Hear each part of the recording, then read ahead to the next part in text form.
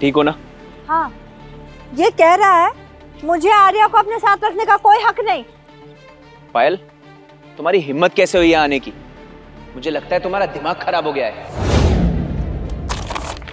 मेरे पास आर्या की कस्टडी है, देखते हैं कौन मुझे अपनी ही बेटी को लेके जाने से रोक सकता है। अच्छा, तो तुम्हारे पास डॉक्यूमेंट हैं? तुम सब भूल गए? ये अच्छा है, मतलब इसे इतने साल बड़ा हमने किया, संभाला हमने, और जब ये बड़ी हो गई तो ये लोग आ गए इसे लेने। और ये पेपर दिखाकर ये लोग आर्या को हमसे छीनेंगे। देखो भाई, मैं सीधा साधा आदमी हूं, मैं कोर्ट कचहरी और ये कस्टडी पेपर कुछ नहीं जानता। ऐसे क्या होगा? ऐसे ही कोई आ जाएगा और हमारी आर्या को हमसे अलग कर देगा। मुझे बस इतना पता है कि कोई एक दिन ऐसे ही आकर के मुझे मेरी आर्या से अलग नहीं कर सकता।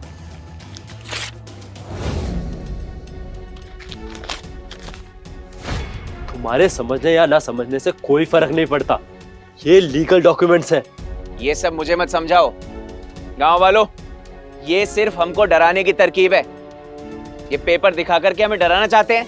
और तुम्हारे तो बेटे का भी डाइवोर्स हुआ है ना? कल को तुम्हारी बहू आकर के तुम्हारे पोते को तुमसे छीन करके लेके जाएगी, तुम जाने दोगे? हाँ? नहीं, मेरे पोते को कोई मुझसे अलग नहीं कर सकता, ये गलत है। सब लोग ध्यान से सुनो, हम लोग इसमें गलत नहीं है, इसलिए हमें बिल्कुल भी डरना नहीं चाहिए, ठीक है? मेरी जगह खड़े रहकर देखो। और तुम भी अगर अपने बच्चों को ले जाने देना नहीं चाहते ना, तो मेरा सपोर्ट करो, मेरा साथ दो।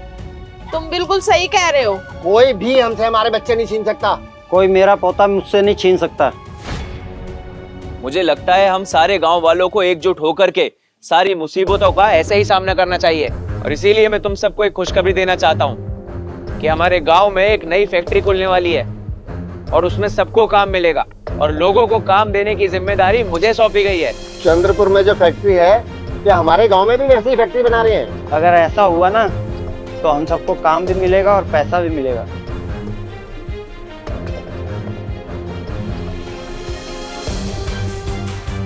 सुनो, हम सब लोग जब तक एकजुट होकर के रहेंगे तो ऐसे ही कामयाब होंगे।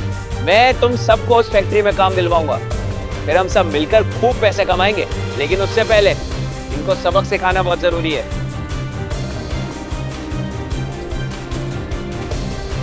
छोड़ो, छोड़ो उसका हाथ, छोड़ो उसको। क्या हो रहा है यहाँ? ये दोनों मेरे भाई की बेटी को ले जाने आए हैं। क्या पायल, तुम फिर से कोशिश कर रही हो अपनी बेटी को ले जाने की? जल्दी करो और इसे खत्म करो। आज हमारे गांव में बहुत बड़े बड़े लोग आने वाले हैं। क्या कहा? बड़े लोग? हाँ, ईवी कंस्ट्रक्शन के चेयरमैन और उनके सेक्रेटरी अजय बंसल आने वाले हैं। अगर मिस्टर बंसल यहाँ आएंगे तो पक्का हमारे गांव में फैक्ट्री बन जाएगी। सुन रहे हो ना गांव वालों? पायल, मैं तुम्हारी सिचुएशन समझता हूँ, पर तुम्हें ऐसे व्यवहार नहीं करना चाहिए। तुम ऐसे अचानक आकर अपनी बेटी को नहीं ले जा सकती। आखिर इन्होंने भी तो इतने साल तुम्हारी बेटी को संभाला है। हाँ, अब गांव के सरपंच ने बोल दिया है तो बात यहीं खत्म होती है। देखो पायल, अब तुम्हारी बेटी थोड़ी बड़ी हो गई है। तुम अपनी बेटी को अगर ऐसे ही ले जाओगी तो ये अच्छा नहीं लगता। पर अगर तुम्हें उसे ले जाना ही है तो तुम त्रिपाठी फैमिली को आर्या को ले जाने के बदले पैसे दे सकती हो। आखिर उन्होंने भी तो बच्ची पर इतना सारा पैसा खर्च किया है। कितने पैसे चाहिए तुम्हें? बताओ, कितने पैसे चाहिए? 50,000? पागल समझती हो क्या? 5 लाख चाहिए मुझे। 5 लाख? 5 लाख तो बहुत है। हाँ, आज तक हमारे गांव में इतने पैसे किसी ने देखे भी नहीं होंगे। तुमने मेरी बेटी को इतनी गंदी तरीके से रखा है, उसके कपड़े तक फटे हुए, उसके साथ नौकरानी जैसा बर्ताव किया है, और तुम मुझसे 5 लाख रुपए मांग रहे हो? हाँ, हमने उसे पाल पोस कर बड़ा किया है। अब वो बड़ी हो गई है, 3 लोगों का काम अकेले कर सकती है, और तुम उसके 50,000 दे रही हो।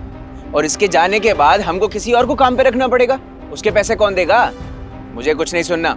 अगर तुमको इसको लेकर जाना ही है तो 5 लाख दो और इसको ले जाओ। बेशरम, कितना गिरोगे? और पायल, मुझे लगता है कि ये डील बिल्कुल सही है। तुम उसे पैसे देकर अपनी बेटी को ले जा सकती हो। पर 5 लाख बहुत ज्यादा है, मैं इतने पैसे कहाँ से लाऊंगी? मैं बस महीने के 5,000 रुपए कमाती हूँ। मैं इतने पैसे नहीं दे सकती। अरे क्यों झूठ बोलती हो? तुम्हारे गांव में तो फैक्ट्री है, सब अच्छा खासा कमाते हैं। अगर तुम्हारे पास पैसे नहीं है ना तो किसी और से लेकर के मुझको दो, पर बिना पैसों के मैं आर्या को कहीं ले जाने नहीं दूंगा तुमको। तो तुम्हें सिर्फ पैसों से मतलब है ना? हाँ, मुझे तो पैसों से ही मतलब है। तुमने ही सजेस्ट किया ना कि हम पैसों के बदले आर्या को लेके जा सकते हैं, और तुम्हें तो सिर्फ पैसे ही चाहिए ना। मैं दूंगा तुम्हें पैसे, या तो फैक्ट्री या आर्या के बदले पैसे। डिसीजन तुम्हारा है। ये तुम क्या कह रहे हो? तुम्हारी हिम्मत कैसे हुई हमारे गांव के सरपंच से ऐसे बात करने की? आखिर हो कौन तुम? मैं वो इंसान हूं जो ये डिसाइड करेगा इस गांव में फैक्ट्री आएगी या नहीं। मैं अभय अरोड़ा हूं, ईवी कंस्ट्रक्शन का चेयरमैन।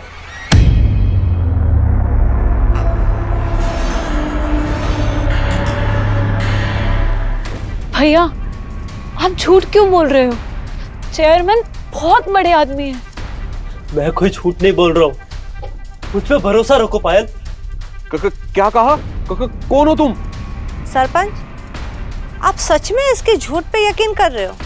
भूल गए ये लोग कौन है? ये पायल है और ये पायल का भाई। ये चेयरमैन साहब कैसे हो सकते हैं? अरे तुम्हें पता भी है तुम क्या कह रहे हो? ईवी कंस्ट्रक्शंस के चेयरमैन बहुत बड़े आदमी हैं। लगता है तुम हमें पागल समझते हो। तुम्हें क्या लगता है हम तुम्हारी बातों पे यकीन कर लेंगे? तुम्हें मुझ पर भरोसा करना है नहीं, ये तुम पर है। पर एक बात याद रखना, तुम्हारे एक डिसीजन की वजह से पूरे गांव को बहुत नुकसान हो सकता है। मुझे अब इस बारे में कोई बात नहीं करनी। लगता है तुम पैसे देने के लिए रेडी नहीं हो, इसलिए मैं तुम्हारी कोई मदद नहीं कर सकता। गांव वालों, ये लोग यहाँ पर सिर्फ आर्या को हमसे छीनने के लिए आए हैं, और ऐसा हम कभी होने नहीं देंगे। क्यों? सही कहा ना मैंने? हाँ हाँ, बिल्कुल सही कहा आपने, बिल्कुल सही कहा। आर्या को तुम कहीं नहीं ले जा सकते। प्लीज ऐसा मत करो, मेरी बेटी को मुझे लेकर जाने दो, उसे मुझसे दूर मत करो। दूर रहो मेरी बहन से। रुको,